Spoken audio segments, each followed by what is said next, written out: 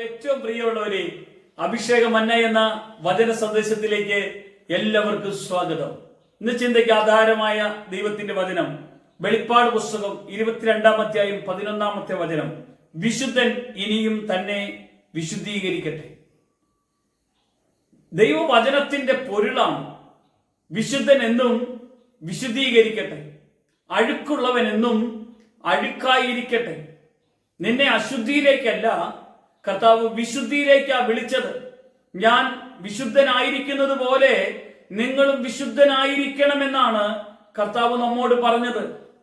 പുതിയ സഹസ്രാബ്ദ കാലഘട്ടത്തിലേക്ക് കടന്നു വരുമ്പോൾ, ഈ ലോക അന്ത്യത്തിലേക്ക് കടന്നു വരുമ്പോൾ, ഭൂകമ്പങ്ങളും പകർച്ചവ്യാധികളും ഈ ലോകത്തിൽ മനുഷ്യർ അപകടങ്ങളും ആപത്തുകളെല്ലാം കടന്നു വരുമ്പോൾ ഇതാ അന്ത്യമാഗതമാകാനുള്ള സമയമായി എന്ന് കരുതും.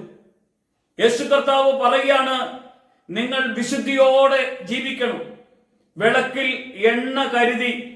കള്ളൻ എപ്പം വരുമെന്ന് ഗൃഹനാഥൻ അറിഞ്ഞിരുന്നുവെങ്കിൽ അവൻ ഒരുങ്ങിയിരുന്നേനെ. ഇവിടെ കർത്താവ് പറയാണ്, നിങ്ങൾ ഒരുങ്ങിയിരുന്നോണം, വിശുദ്ധിയോടെ ഇരുന്നോണം, പ്രാർത്ഥിച്ചുകൊണ്ടിരുന്നോണം, നന്ദി പറഞ്ഞുകൊണ്ടിരുന്നോണം.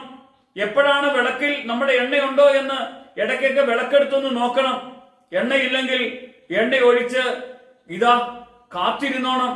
എപ്പം വേണമെങ്കിലും വരും, വന്നാൽ കാത്തിരിക്കുകയല്ല. എണ്ണയില്ലാത്ത ബുദ്ധിഹീനരായ ഈ 5 കന്യകമാരെ പോലെ അവർ എണ്ണ മേടിക്കാൻ പോയി തിരിച്ചു വരുമ്പോൾ മണവാളന് ഉള്ളിൽ കയറും. ഇവിടെ കർത്താവ് പറയാണ്, വിശുദ്ധിയോടെ ഇരിക്കേണ്ട ഒരു സമയമായത്. അശുദ്ധിയുള്ളവർ അശുദ്ധികളെല്ലാം ഒന്ന് വിട്ടുകളഞ്ഞോണം. കർത്താവിന്റെ ആത്മാവ് ഒരാളുടെ ഉള്ളിലേക്ക് കടന്നു വന്നാലുണ്ടല്ലോ, അവനെ വിശുദ്ധീകരിക്കും. അവന്റെ പാവങ്ങൾ മുഴുവനും അവിടുന്ന് കഴുകിക്കളയാൻ ഇടവരും.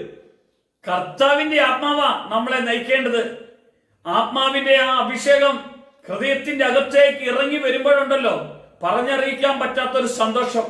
നമ്മുടെ ഭവനത്തിൽ, നമ്മുടെ ജീവിതത്തിൽ, നമ്മുടെ സംസാരത്തിൽ, നമ്മുടെ പ്രവൃത്തിയിൽ, നമ്മുടെ കണ്ണിലും കാതിലും ചിന്തയിലും ഒരു തെറ്റുപോലും വരാത്ത വണ്ണം, കർത്താവേ നീ എന്നെ പരിപാലിക്കണമേ, നീ എന്നെ നടത്തണമേ, നിന്റെ കൂടെ എനിക്ക് ജീവിക്കാൻ എനിക്കിന്ന് കൂടുതൽ വരം തരണമേ, എനിക്ക് ഒന്ന് കൂടുതൽ പ്രാർത്ഥിക്കാൻ ശക്തി തരണം, നിന്റെ അഭിഷേകത്തിൽ എന്നെ നിർത്തണം, നിന്റെ ശക്തിയാൽ എന്നെ നിർത്തണം, എന്നെ നീ പരിപാലിക്കുന്ന ദൈവമാണ്. ഞാനിതാ നിന്റെ കൂടെ ജീവിക്കുന്നു. എന്റെ പാപക്കറകൾ മുഴുവനും എനിക്ക് വേണ്ടി കഴുകിക്കളഞ്ഞ ഒരു കർത്താവ് നമ്മുടെ നടുവിലുണ്ട്. അവനെ ഒന്ന് വിളിക്കാവോ? യേശുവേ, എന്നെ ഇന്ന് വിശുദ്ധീകരിക്കണമേ. യേശുവേ, എന്നെ ഇന്ന് അഭിഷേകം ചെയ്യണമേ. യേശുവേ, എന്നെ അവിടുത്തെ കൃപയാൽ നിറയ്ക്കണമേ. അങ്ങേക്ക് വേണ്ടി ജീവിക്കുവാൻ തക്കവണ്ണം എന്നെ നീ ഒരുക്കണം. നിന്റെ കൂടെ പോകുവാൻ കർത്താവ് എന്നെ പ്രാപ്തനാക്കണം. നിന്റെ കൃപ കൊണ്ട് എന്നെ നിറയ്ക്കണം. യേശു മഹത്വം എടുക്കട്ടെ. യേശുവിന്റെ നാമത്തിൽ തന്നെ ആമേൻ.